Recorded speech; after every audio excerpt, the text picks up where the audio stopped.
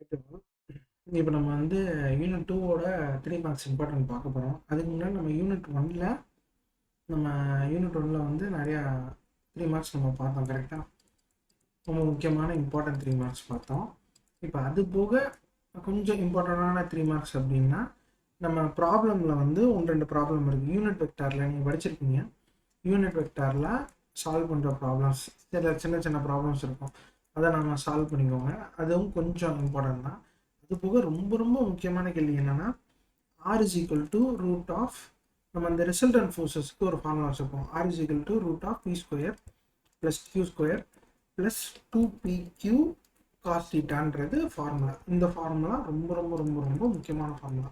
இதில் அவங்க எப்படி கொடுத்துருப்பாங்க அப்படின்னா ஃபைண்ட் த மேக்னிடியூட் அப்படின்னு சொல்லுவாங்க. ஃபைண்ட் த மேக்னிடியூட் அப்படின்னு சொல்லிட்டு பி பாயிண்ட்டும் கியூ பாயிண்ட்டும் கொடுத்துருப்பாங்க. அப்போ பி பாயிண்ட் வந்து P.50 கிலோ நியூட்டனு அப்படின்னு கொடுத்தாங்க. கியூ பாயிண்ட் வந்து 10 kilo newton or 10 kilo newton இல்லை 20 கிலோ நியூட்டன் அது மாதிரி கொடுத்துருந்தாங்க அப்படின்னா அது போக நமக்கு வந்து டீட்டா கொடுத்துருப்பாங்க. அதுக்கப்புறம் அது போக நமக்கு டீட்டா 30 டிகிரி ஆர் 60 டிகிரி அப்படின்ற மாதிரி நம்ம கொடுத்துருப்பாங்க. அப்போ கொடுத்துருக்கும் போது நம்ம என்ன பண்ணுவோம்னா பியில் நம்ம 50 கிலோ நியூட்டனை போடணும், கியூவில் 10 கிலோ நியூட்டனை போடணும், டீட்டாவில் வந்து 30 டிகிரி 60 டிகிரி என்ன டிகிரி கொடுத்துருக்காங்களோ அதுபடி நம்ம போட்டு சால்வ் பண்ணி நமக்கு ஆன்சர் கண்டுபிடிக்கணும். இதான் ரொம்ப ரொம்ப முக்கியமான ப்ராப்ளம். சரியா? ஃபர்ஸ்ட் யூனிட்ல 2 மார்க்ஸில் இதை அடிக்கடி கேட்டிருக்காங்க. இந்த ஃபார்முலாவில் சால்வ் பண்ணுற ப்ராப்ளம் பார்த்துக்கோம். சரியா? இப்போ வந்து நம்ம நெக்ஸ்ட் வந்து யூனிட் 2ல் உள்ள இம்பார்ட்டன்ட் 3 மார்க்ஸ் பார்ப்போம். இது ரொம்ப ஈஸி தான். யூனிட் 2ல் வந்து 3 மார்க்ஸ் அடிக்கடி வந்ததை ரிப்பீட்டடாக தான் வந்திருக்கு. புரிஞ்சுக்கிற மாதிரி தான் இருக்கும். ஈக்குவேஷன்ஸ் ஃபர்ஸ்ட் கொஸ்டின் பார்ப்போம். Equations of equilibrium of rigid body. இப்படி question equation of equilibrium of rigid பாடின்னு வந்துச்சுன்னா நம்ம என்ன எழுதணும் அப்படின்னா a rigid body is said to be in equilibrium when the resultant force and the resultant moment acting on it are zero. ஒரு rigid பாடியில் rigid body எப்போ நம்ம ஈக்விலிபிரியம் சொல்லுவோம் அப்படின்னா ரிசல்டன்ட் ஃபோர்ஸும் ரிசல்டன்ட் மூமெண்ட்டும் ஜீரோவில் ஆக்ட் ஆகும்போது அதை இது ஈக்விலிபிரியம் ஆஃப் ரிஜிட் பாடின்னு சொல்லுவோம். இப்போ கோப்ளானார் ஃபோர்ஸ் நம்ம போனதில் பார்த்தோம்ல fx is equal to 0, fy is equal to 0. அப்போ இந்த சிஸ்டத்தில் வந்து நம்ம பார்க்கும்போது நம்ம fx is equal to 0, fy is equal to 0, summation moment is equal to 0. இந்த பாயிண்ட் ரொம்ப முக்கியம். சரியா? அப்போ அதே மாதிரி வேர் சம்மேஷன் எஃபெக்ட்ஸ் நமக்கு தெரியும். சம்மேஷன் எஃபெக்ட்ஸ்னா என்ன? Sum of horizontal forces along X axis. Summation Y என்ன? Sum of vertical forces along Y axis. Moment நமக்கு தெரியும்.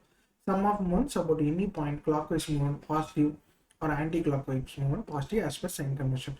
உங்களுக்கு ஏற்றாப்புல சைன் கன்வென்ஷன் பண்ணிக்கோங்க. நீங்கள் கிளாக் வைஸ் ப்ளஸ்ன்னு எடுத்தீங்கன்னா ஆன்டி கிளாக் வைஸை நீங்கள் மைனஸ்ன்னு எடுத்துக்கோங்க. ஆன்டி கிளாக் வைஸை ப்ளஸ்ன்னு எடுத்தீங்கன்னா கிளாக் வைஸை மைனஸ்ன்னு எடுத்துக்கோங்க. அதுதான் சொல்கிறாங்க. Explanation: summation fx is equal to 0 ensures no translation motion along x-axis. இருக்காது. fy-க்கும் translation motion along y-axis இருக்காது. Summation movement ensures no rotation movement about any point இருக்காதுன்றது சொல்கிறாங்க. Conclusion: if the above 3 conditions are satisfied simultaneously, ஒரே நேரத்தில் இந்த 3 கண்டிஷனும் அதாவது இந்த 3 கண்டிஷனுமே satisfy ஆச்சு அப்படின்னா the rigid body remains in equilibrium both translation and rotational equilibrium. இந்த பாயிண்ட் ரொம்ப முக்கியம். சரியா?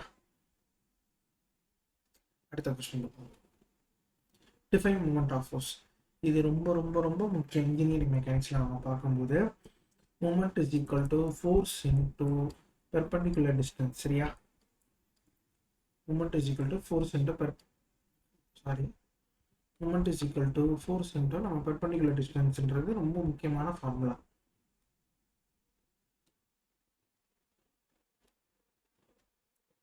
Moment is equal to force into perpendicular distance. சரியா? இதை வச்சு தான் நம்ம ப்ராப்ளம் மூமெண்ட்டில் ப்ராப்ளம் இன்னும் சால்வ் பண்ணுவோம். இதில் என்ன சொல்ல வராங்கன்னா மூமெண்ட் ஆஃப் ஃபோர்ஸ்னால் என்னன்னு நம்ம கேட்டாங்கன்னா the moment of force is the turning effect produced by a force about a point or axis. It is equal to the product of the force and the perpendicular distance from the point of the line of action of these forces. இதை definition எழுதிடுங்க. எழுதிட்டு மூமெண்ட்டோட unit என்னன்னா Newton metre. Engineering மெக்கானிக்ஸை பொறுத்தளவு யூனிட்ஸ்ன்றது ரொம்ப முக்கியம். ரைட்டா? இந்த யூனிட்ஸை மட்டும் விட்டுறாதீங்க. என்னென்ன யூனிட்? நியூட்டன் வருதா, கிலோ நியூட்டன் வருதா, நியூட்டன் பெர் மீட்டர் வருதா, நியூட்டன் மீட்டர் வருதா, நியூட்டன் எம்எம் வருதா, அதுக்கேற்றாப்புல எந்த ப்ராப்ளமுக்கு எப்படி வரும். இப்போ மூமெண்ட்டுக்கு வந்து நியூட்டன் மீட்டர், இப்போ ஃபோர்ஸுக்கு வந்து நியூட்டன் ஆர் கிலோ நியூட்டன், இது மாதிரி ஒவ்வொரு இதுக்கும் வந்து யூனிட்ஸ் இருக்குது. அந்த யூனிட்ஸை கரெக்டாக மென்ஷன் பண்ணுங்க, சரியா? இப்போ இது மூமெண்ட் ஆஃப் ஃபோர்ஸ் வந்து அப்ளிகேஷன் என்னன்னா, ஓப்பனிங் அ டோர், டைட்டனிங் அ போல்ட், லிவர் மெக்கானிசம்ஸ். ஒன்றும் இல்லை, மூமெண்ட்னா என்னென்னா, இப்போ நான் வந்து டோரை ஓப்பன் பண்ணாலும் அந்த இடத்துல மூமெண்ட் இருக்கும், நான் போல்ட்டை டைட் பண்ணாலும், ஒரு சின்ன ஒரு வாட்டர் பாட்டில் எடுத்துக்கோங்க, நான் வாட்டர் பாட்டில் ஓப்பன் பண்ணுறேன், வாட்டர் பாட்டிலில் க்ளோஸ் பண்ணுறேன் அப்படின்னா அந்த இடத்துல மூமெண்ட் இருக்கும். அதுதான் சொல்ல வராங்க, சரியா? இதெல்லாம் வந்து அப்ளிகேஷன்ஸ், அதாவது அதோட யூசஸ் 3 மார்க்ஸில் எழுதும்போது இது எழுதிடும், சரியா? அடுத்த define couple and moment of couple. கப்பிள்னா என்ன, மூமெண்ட் ஆஃப் கப்பிள்னா என்ன? A couple consists of two equal, opposite and parallel forces acting at the different points of a body. அதாவது கப்பிள்ன்றது two equal opposite and parallel forces இருக்கும், ஆனால் different பாடியில் act ஆகும். அதான் சொல்கிறாங்க. இந்த resultant force is 0 but it produces a rotational effect. இதில் ஒரு எஃபெக்டை மட்டும்தான், கப்பிளில் ரொட்டேஷனல் எஃபெக்டை மட்டும்தான் கொடுக்கும், சரியா? மூமெண்ட் ஆஃப் கப்பிளோட formula force into distance, force into perpendicular distance, சரியா? அடுத்து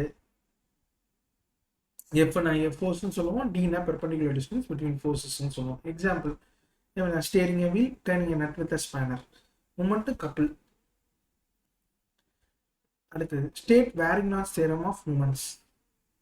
வேரிங்னாஸ் தியரம் ஆஃப் மூமெண்ட்ஸ்னா என்ன? நம்ம இதுக்கு முன்னாடி இதுலேயே பார்த்தோம், ஃபர்ஸ்ட் யூனிட்ல பார்த்தோம் வேரிங்னாஸ் தியரம்னா என்னன்னு. ஒரு மூமெண்ட் ஆஃப் ஒரு மூமெண்ட் ஆஃப் ரிசல்டன்ட் ஃபோர்ஸ் ஒரு அபவுட் எனி பாயிண்ட், அதாவது ஏதாவது ஒரு பாயிண்ட் இருக்கும், is equal to the sum of moments, சரியா? இதுதான் ரொம்ப முக்கியம், இதை மட்டும் மறந்துடாதீங்க. என்னோட மூமெண்ட் எந்த பாயிண்ட்லனாலும், அதாவது மூமெண்ட் வந்து எந்த பாயிண்ட்ல ஆக்ட் ஆகுதோ அது எதுக்கு ஈக்குவலாக இருக்குன்னா, சம்மேஷன் ஆஃப் மூமெண்ட்ஸோட எவ்வளோ மூமெண்ட்ஸ் பாயிண்ட் ஆக்ட் ஆகுதோ அதோட எல்லா சம்மையும் இது பண்ணி வர்றது தான் வேரிங்னாஸ் தியரம், ரைட்டா? MO is equal to moment of resultant force about point O. Summation momentன்றது, summation inன்றது algebraic sum of moment components about point O. இது நம்ம போன யூனிட்லேயே பார்த்தோம். simplifies moment calculations போன யூனிட்டோட 2 மார்க்லேயே நம்ம பார்த்துட்டோம், சரியா? simplifies moment calculation used in force resolution, widely used in engineering structures.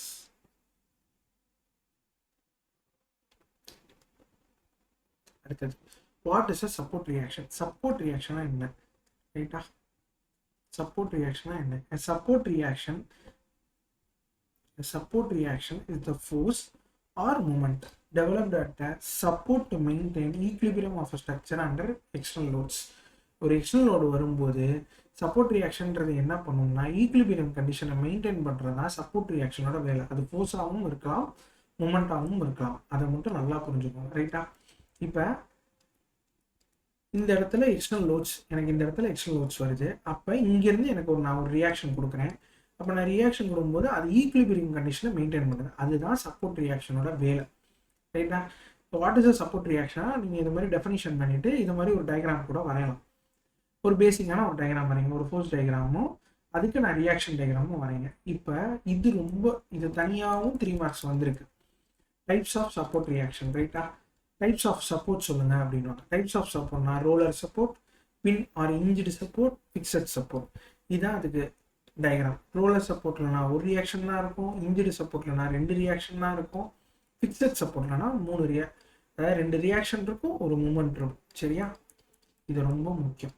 இது இந்த மூணுமே ரொம்ப ரொம்ப ரொம்ப முக்கியம். டைப்ஸ் ஆஃப் சப்போர்ட்ஸ் அப்படின்னு கேட்டால் நல்லா நம்ம வச்சுக்கோங்க, roller support, hinged support, fixed support.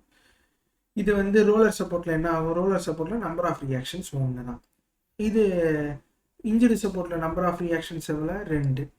இது ஃபிக்ஸட் சப்போர்ட்டில் நம்பர் ஆஃப் ரியாக்ஷன்ஸ் எவ்வளோ 3. கரெக்டாக RX RY மூமெண்ட், இந்த 3 ரியாக்ஷன் அதுக்குரிய டயக்ராம் தான் இது. டயக்ராம் வரைங்க, வரைஞ்சி அதுக்கு எவ்வளோ நம்பர் ஆஃப் ரியாக்ஷன்ஸ்னு எழுதிருங்க.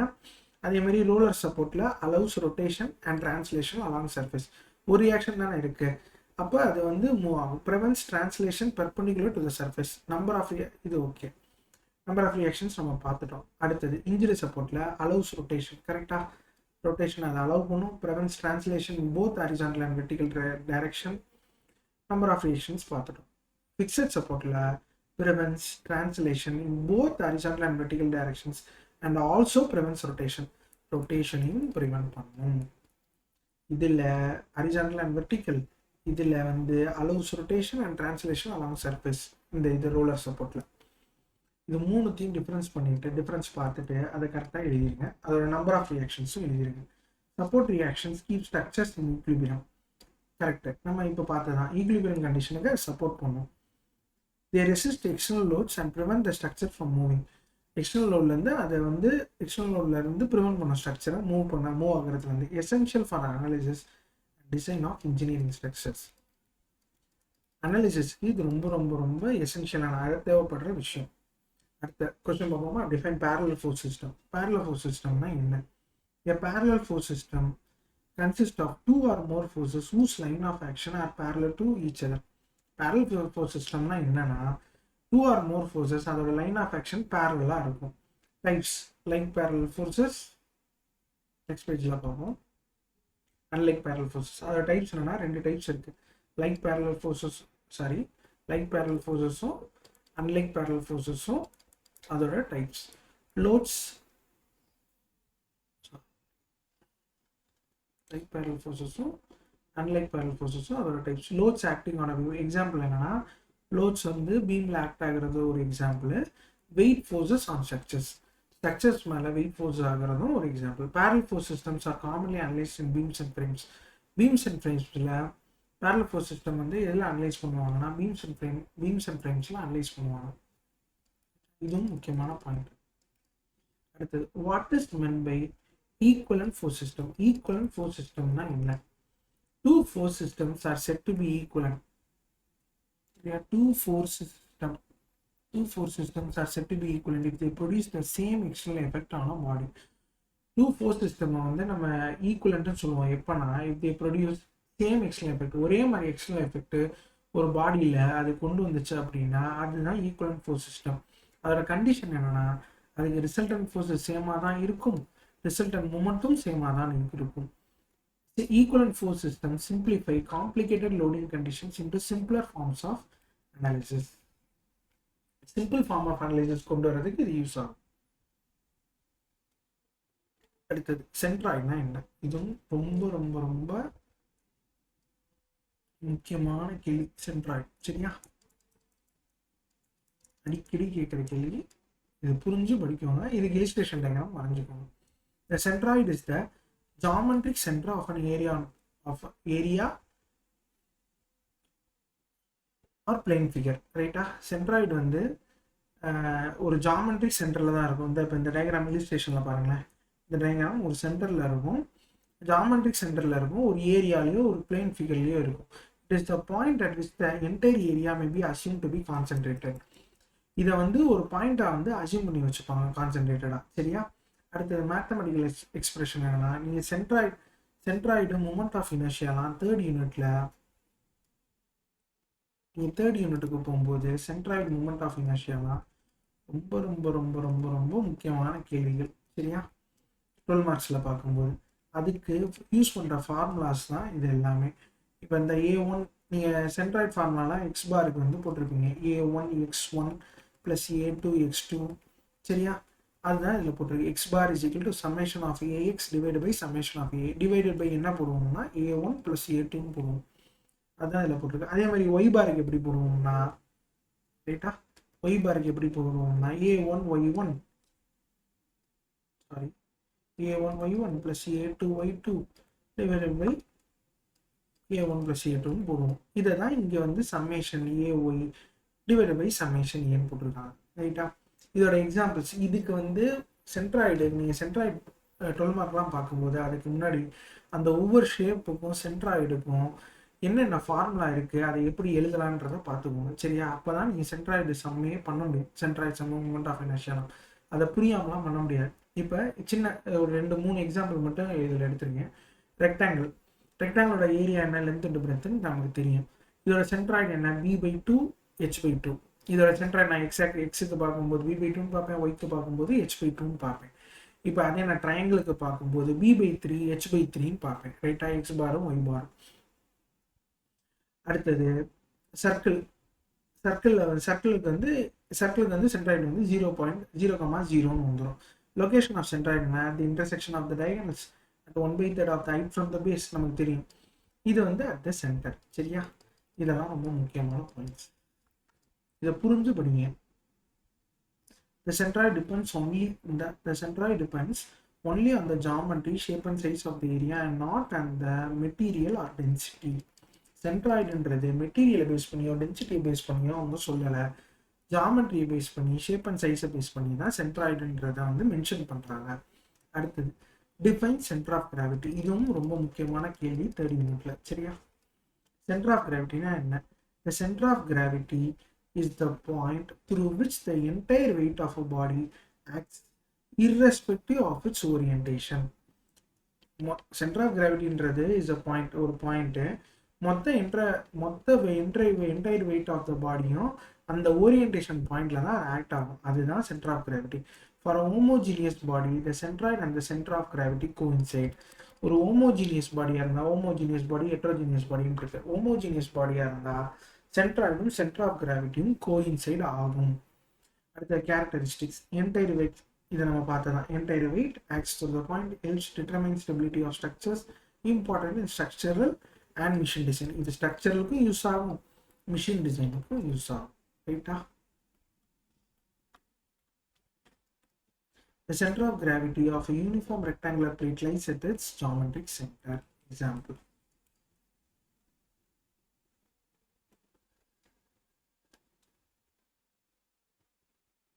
இதான் யூனிட் 3யோட யூனிட் 2வோட இம்பார்ட்டன்ட் கொஸ்டின்ஸ் நம்ம பார்த்துருக்கோம். ரைட்டா? இப்போ யூனிட் 1 யூனிட் 2வோட இம்பார்ட்டன்ட் 2 மார்க்ஸ் எல்லாம் பார்த்துட்டோம். இப்போ யூனிட் 1ல் நான் சொன்ன மாதிரி அந்த ரிசல்டன்ட் R = p² + q² இந்த ஒரு ஃபார்முலா பார்த்தோம்ல, அதுக்குரிய ப்ராப்ளம்ஸ்லாம் பார்த்துக்கோங்க. அது போக 2pq cos θ இதை வச்சு தான் இந்த ஃபார்முலா வந்து பேசிக்காக பண்ணுவாங்க. ரைட்டா? பீனா என்ன, கியூனா என்ன நம்ம வீடியோவில் ஸ்டார்ட் பண்ணி பார்த்தது. அதுக்கப்புறம் யூனிட் வெக்டார் ப்ராப்ளம்ஸ் பார்த்துக்கோங்க. அந்த I vector, J vector, K vector வச்சு நம்ம வந்து R2 - R1, அதாவது டிஸ்பிளேஸ்மெண்ட் வெக்டார் கண்டுபிடிக்கிறதுக்கு நம்ம R2 - R1 பண்ணுவோம் யூனிட் வெக்டாரில். இதெல்லாம் வந்து சில ப்ராப்ளம்ஸ் இருக்குது, அதையும் பார்த்து வச்சுக்கோங்க. இதெல்லாம் ரொம்ப மோஸ்ட் இம்பார்ட்டன்ட். கடைசி நேரத்தில் படிக்கிறதுக்கும் நம்ம ரிப்பீட்டட் இம்பார்ட்டண்ட்டை வந்து நம்ம தெளிவாக படித்து வச்சுக்கிட்டோம்னா எழுதுறதுக்கு ஈஸியாக இருக்கும். அதனால தான் இது போட்டிருக்கு, இந்த வீடியோஸ் எல்லாம் போட்டிருக்கேன். இதில் எதுவும் டவுட்ஸ் இருக்குது, இல்லை இது மாதிரி வேறு எதுவும் வீடியோஸ் வேணும் அப்படின்னா சொல்லுங்கள். இதில் வேறு எதுவும் சஜஷன் இருக்குது அப்படின்னா கமெண்ட் செக்ஷனில் சொல்லுங்கள். Thanks for